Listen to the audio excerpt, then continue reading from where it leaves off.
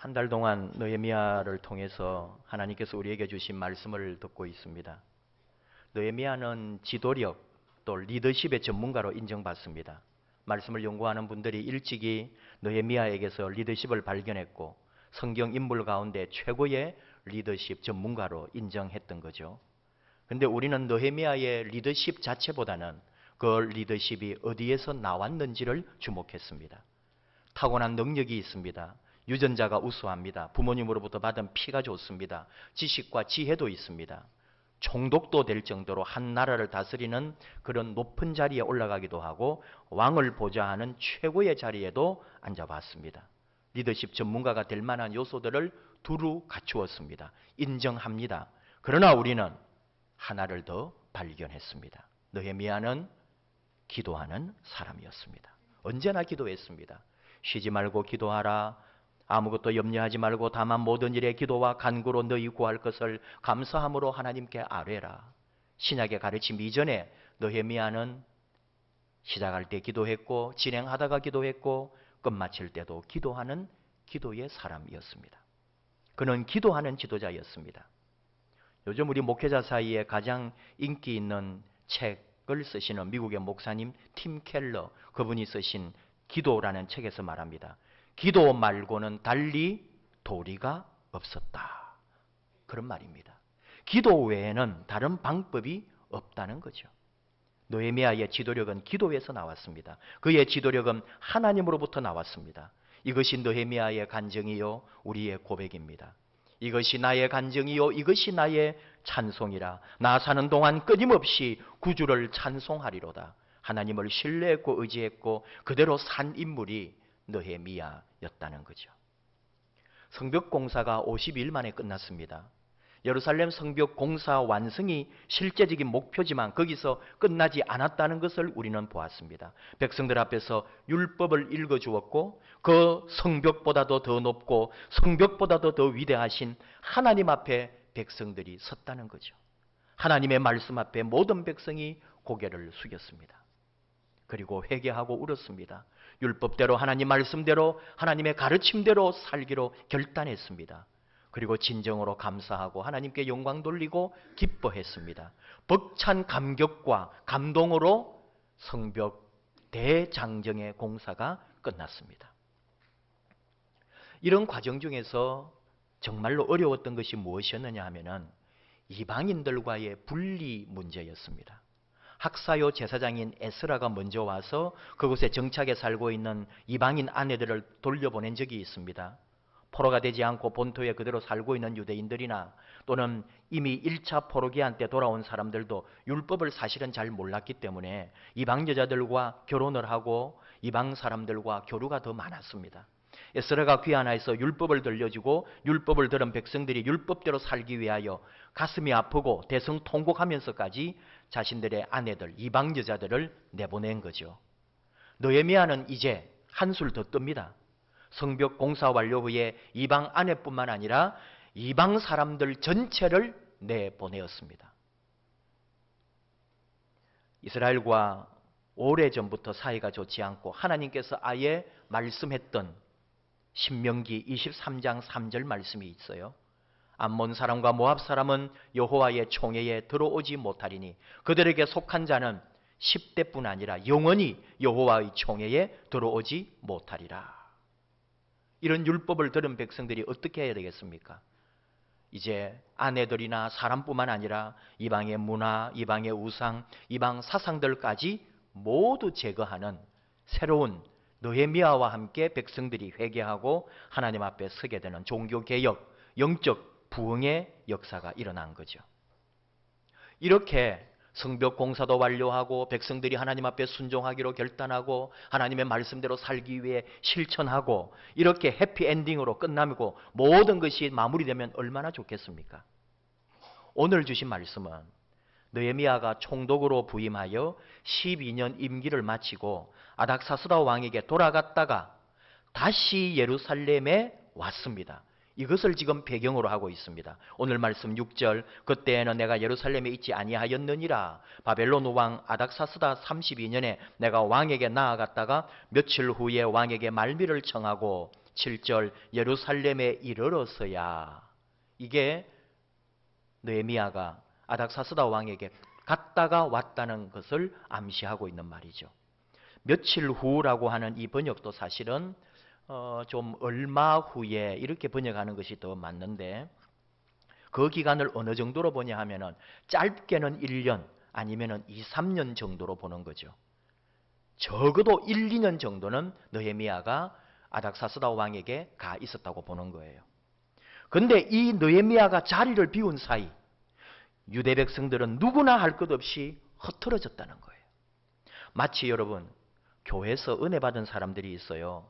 성령 충만하고 성령으로 막 능력을 막 행한다면서 그렇게 뜨거운 사람들이 있는데, 실제로 생활하는 걸 보면은 얼마나 그 어떤 인간의 구린 냄새가 나는지 몰라요. 그런 경우가 있거든요. 교회에서 은혜 받고 교회에서 성령 받았다고 하면서도 밖에 살아가는 삶을 보면은, 가정이든지 뭐 회사든지 일반적으로 이웃과 살아가는 걸 보면은, 아, 정말 저 사람이 예수 믿는 사람이 맞을까? 정말 신앙인은 아니올시다 싶은 사람이 간혹 있었어요. 근데 이 느헤미야가 간 게 언제라고? 1, 2년, 2, 3년 사이에 이 유대 사회가 율법에서 떠나고 좀 더 이제 성벽이 완성되고 안전해진 그 어떤 도시 속에서 세상의 재미와 세상의 행복을 찾으려고 하는 사람들이 더 많아졌더라, 이런 말이죠. 느헤미야가 돌아오자마자 강력한 개혁을 선포하고 이 개혁을 단행하는 거예요. 첫 번째로 행한 개혁이 뭐였냐면은 성전 청결이었습니다. 느헤미야가 돌아와서 깜짝 놀란 일이 있었단 말이에요. 그게 뭐냐 하면은 예루살렘 성전 안에 이방 사람 도비야를 위한 아주 큰 방을 제공하고 있었어요. 이게 여러분 상상이나 할 수 있는 일입니까? 도비야는 암몬족의 족장이고 예루살렘 성벽 공사하기 전이나 하고 있을 때나 한 후에도 내내 힘들게 했고, 그 산발락과 한 통속이 돼가지고 이스라엘 이 유대 백성들을 그렇게 괴롭혔던 사람인데, 이 사람을 위해서 성전 안에다가 그 사람이 기거하는 방을 준비해 줬다는 거예요. 이게 있을 수가 있는 일입니까? 왜 이런 일이 일어났는지 힌트를 느헤미야서 6장에서 찾아볼 수가 있어요. 6장 15절 이하 들어보십시오. 성벽 역사가 50일 만인 엘룰월 25일에 끝남에 우리의 모든 대적과 주위에 있는 이방 족속들이 이를 듣고 다 두려워하여 크게 낙담하였으니 그들이 우리 하나님께서 이 역사를 이루신 것을 알미니라. 또한 그때의 유다의 귀족들이 여러 번 도비야에게 편지하였고 도비야의 편지도 그들에게 이르렀으니 도비야는 아라의 아들 스가냐의 사이가 되었고 도비야의 아들 여호나단도 베레가의 아들 무술람의 딸을 아내로 맞이하였으므로 유다에서 그와 동맹한 자가 많음이라. 그들이 도비야의 선행을 내 앞에 말하고 또 내 말도 그에게 전하매 도비야가 내게 편지하여 나를 두렵게 하고자 하였느니라. 도비야의 부인이 유대인이에요. 아들도 유대인하고 결혼을 합니다. 이게 여러분, 그러니까 도비야는 성벽 공사가 끝난 후에도 유대의 어떤 실력자들이나 유대의 사람들하고 계속 교류를 할 수밖에 없었던 거죠. 결혼 관계를 통해 유대 지도자들과 친척 관계를 맺었으니 이게 얼마나 끈끈하고 무서운 힘이 되었는지 모릅니다. 더 경악스러운 일은 예루살렘 성전의 책임자인 대제사장 엘리야십도 친분 관계를 도비야와 맺고 있었고, 도비야의 영향력을 무시할 수가 없었던 엘리야십은 성전 안에다가 도비야가 거처할 수 있는 그 집을, 방을 마련해 줄 때에 묵인했던 거죠. 큰 방을 하나 만들어 주었다는 말은 학자들은 그렇게 생각하는 거예요. 골방 몇 개의 벽을 허물어서 방을 넓혔을 것이다. 완전 기절할 일 아닙니까? 느헤미야서 마지막 이제 13장 28절에 대제사장 엘리야십의 손자 요야다의 아들 하나가 호론 사람 산발랏의 사이가 되었으므로 내가 쫓아내어 나를 떠나게 하였느니라, 그런 말씀도 있어요. 대제사장 손자는 이게 산발랏의 사이가 되었단 말이에요. 이런 일이 일어난 거죠. 그러니 산발랏과 엘리야십이 친해요. 도비야가 산발랏하고 친하니까 자연스럽게 엘리야십은 도비야와도 친할 수밖에 없고 산발랏, 도비야, 또 엘리야십이 접촉하고 자주 만나고 식사하고 모임할 수밖에 없었을 것이다. 이렇게 짐작할 수가 있는 거죠. 현대적 해석은 이렇게 했습니다. 당시 유대사의 지도층들은 산발랏의 권력과 도비아의 막강한 자금줄에 선을 대고 상당한 혜택을 누렸다. 대제사장 집안이 적과 내통하고 있었다는 것은 느헤미야가 떠나 있을 동안 유대 사회가 얼마나 타락했는지를 보여준다. 이렇게 주석은 설명하는 거예요. 느헤미야는 오자마자 정말 이런 너무나 어처구니 없는 일들에 대하여 바로 도비아의 짐을 밖으로 다 빼내어 버립니다. 던져버렸습니다. 8절 말씀이죠. 내가 심히 근심하여 도비아의 세간을 그 방 밖으로 다 내어 던지고.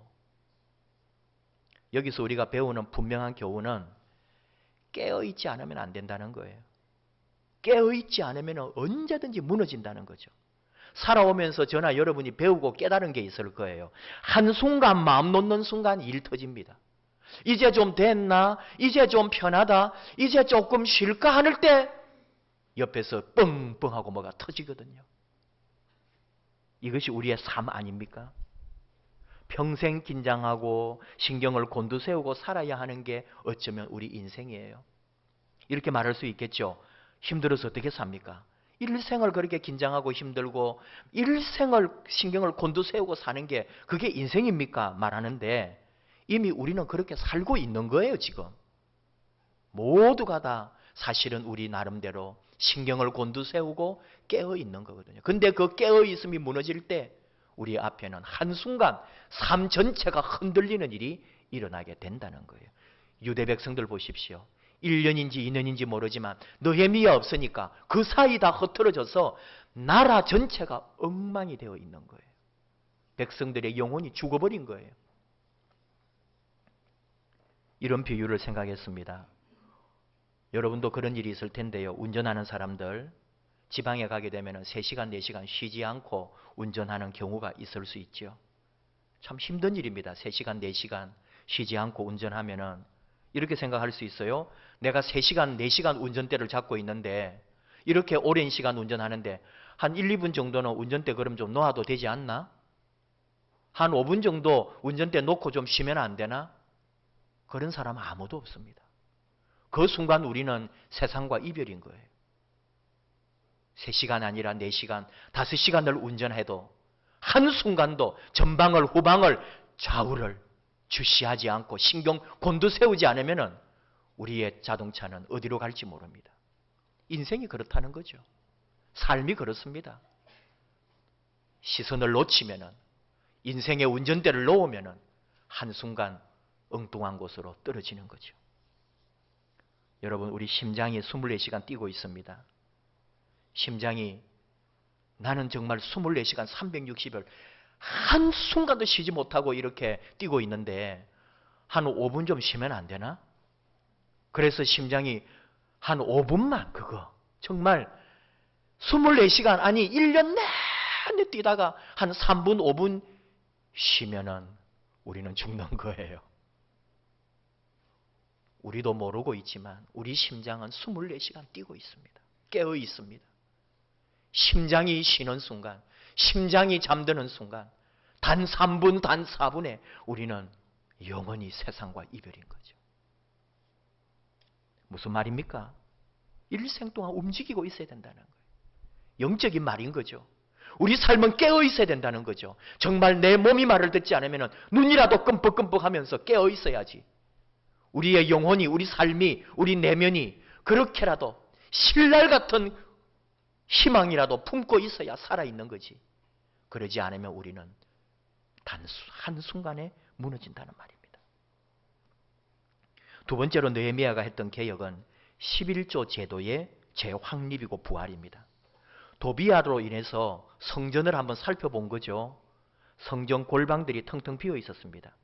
여기에는 원래 백성들이 하나님께 바친 11조를 쌓아두는 곳인데 지금 백성들이 11조를 내지 않는다는 말이 됩니다.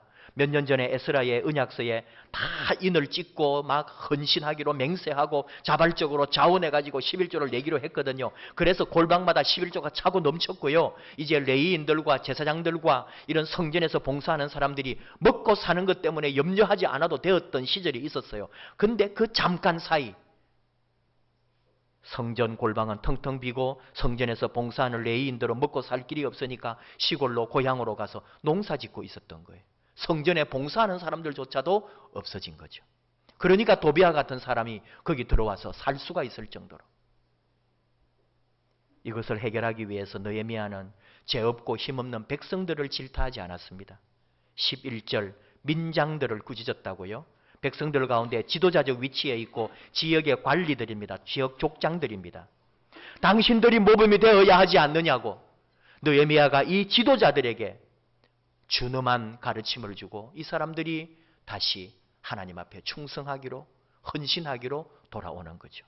이 지도자들이 돌아오니까 백성들이 다시 11조를 내게 되고 그래서 느헤미야는 충직한 창고지기를 두어 백성들이 낸 11조가 새나가지 않도록 관리합니다. 이때 더 중요한 거 있습니다. 이 일을 이루고 느헤미야는 기도로 마무리합니다. 11.4절 내 하나님이여 이 일로 말미암아 나를 기억하옵소서. 내 하나님의 정과 그 모든 직무를 위하여 내가 행한 선한 일을 도말하지 마옵소서. 기도로 마치는 거죠. 또 하나 개혁합니다. 안식일 제도를 재확립합니다. 식민지 생활도 하고 포로 생활도 했고 그리고 또 여기 포로되지 않은 사람들 아무도 간섭하지 않으니까 어느 세월에 안식일 제도도 지키지 않는 거예요. 또 에스라가 잠깐 왔고 느헤미야가 있는 사이에는 또 안식일을 지켰는지도 모르겠어요. 근데 느헤미야가 돌아와 보니까 그 사이에 아무도 안식일을 안 지켜요. 장사합니다. 그대로 일합니다. 그리고 장사하는 사람들이 들락날락 안식일에도 성문을 왔다 갔다 하고 있는 거예요. 이 안식일은 유대인에게 있어서는 생명처럼 소중한 것이고 어떤 율법보다도 지켜온 것인데 그 사이에 다 무너져 있는 거예요. 1, 2년 사이에. 이때도 귀인들을 부릅니다. 지도청 인사들입니다. 단호하게 꾸중합니다. 안식일을 지키게 합니다. 성문을 닫아버립니다. 안식일에 아무도 다니지 못하도록. 그리고 기도로 마무리해요. 내 하나님이여 22절 나를 위하여 이 일도 기억하시옵고 주의 크신 은혜대로 나를 아껴주십시오. 마지막으로 이방인과의 결혼을 금지합니다. 지도자들이 더했어요. 왜냐하면 지도자의 자리에 있고 권력이 있고 돈 있고 잘 살다 보니까 이방 나라의 출입이 작고 이방 사람들하고 접촉이 더 많았던 거예요. 그러니까 이방 사람하고 결혼할 확률도 더 많아지는 거죠. 그리고 학자들이 또 적어 놓은 걸 보면은 이 유대인 여자들보다도 이방 여자들이 훨씬 아름답고 화려했다는 거예요. 그러니까 유대 남자들이 그런 여자들을 더 탐했다는 거죠. 기가 막힌 일이지만은 실제로 유대 사회에서 일어났던 일들이고 느헤미야는 이것들을 다 정리하게 되는 거죠. 그리고 이 일을 마치고 또 느헤미야는 기도로 마칩니다. 29절 내 하나님이여 31절 내 하나님이여 나를 기억하사 복을 주옵소서. 느헤미야서의 마지막 3절이 기도로 끝난다는 사실. 느헤미야는 기도로 시작했습니다. 시작할 때 기도했습니다. 느헤미야서 1장에서부터 금식하고 통곡하고 하면서 아파하면서 기도로 시작했다가 그리고 느헤미야는 또 모든 것을 마무리하고 기도로 이 느헤미야서를 끝내는 거죠. 그러니 느헤미야를 리더십의 대가이기 이전에 기도의 사람 느헤미야라고 어떻게 말하지 않겠습니까?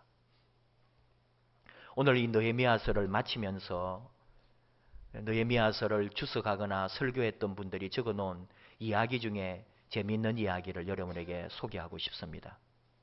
깨진 유리창이라고 하는 미국 범죄학자 제임스 윌슨과 조지 켈링이 발표한 논문이 있습니다. 이건 느헤미야서를 풀어놓은 어느 목사님 책에 나오는 이야기를 여러분에게 소개하는 거예요. 어느 가게 유리창을 좀 불량한 사람이 유리창 하나를 깨고 도망을 갔어요. 그러니까 이 하나를 갈기에는 좀 어렵잖아요. 사람을 불러야 되고 하나 갈면서 모든 걸 또 다 지불해야 되고, 그러니까 주인이 그냥 그 깨진 유리창을 종이로 막아가지고 거기만 이제 덮었어요. 그랬더니 얼마 후에 이 가게 앞에 바로 그 창문 아래에 쓰레기가 쌓이기 시작하는 거예요.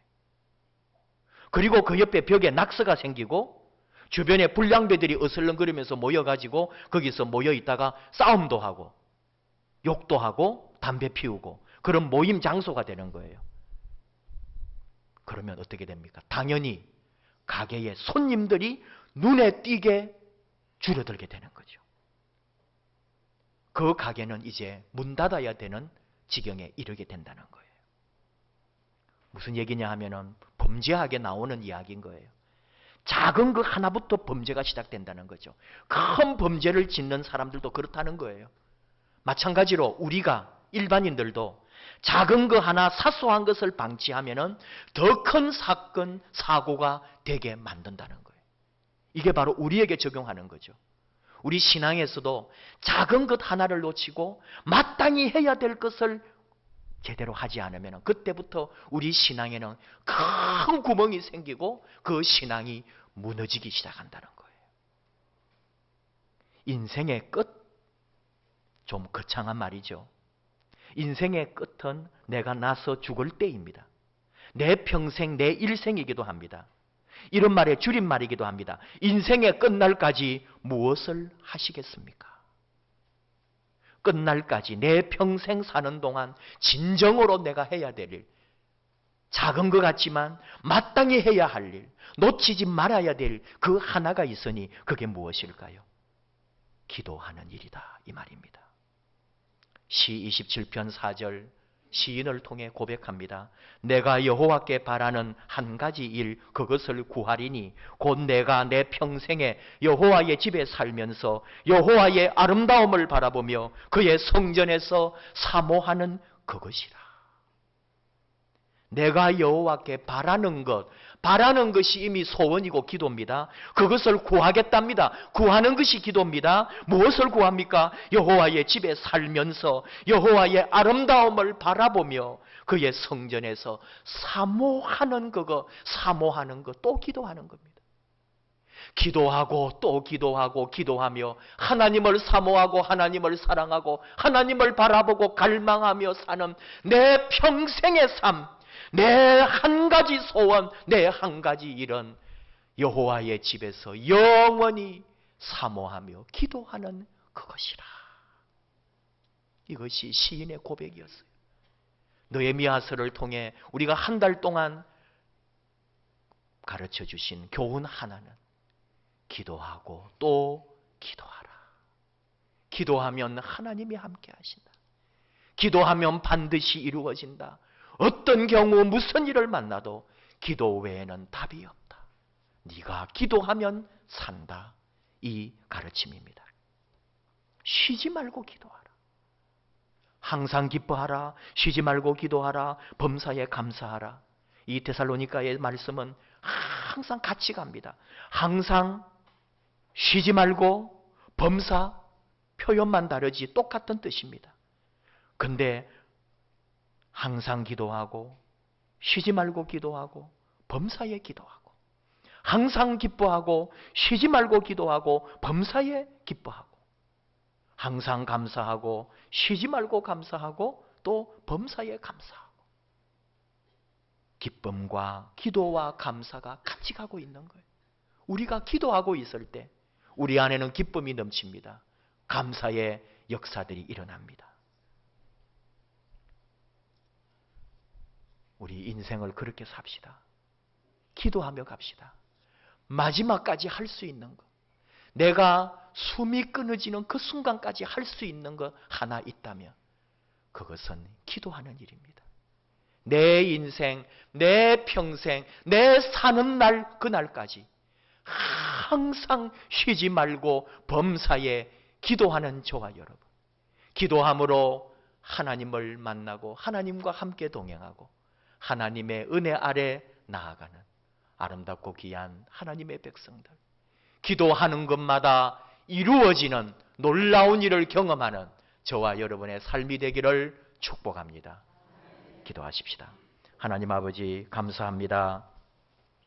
느헤미야서를 통해 우리에게 말씀해 주시고 언제나 기도하라고, 무슨 일을 만나도 기도하라고, 아프고 힘들고 병들고 가난하고 고통받고 고난 가운데 있을 때에도 기도하라고, 기도할 때에 하나님이 함께 하시고 기도할 때에 하나님이 도우시고 기도할 때에 하나님이 이루신다는 것을 우리에게 가르쳐 주심을 감사합니다.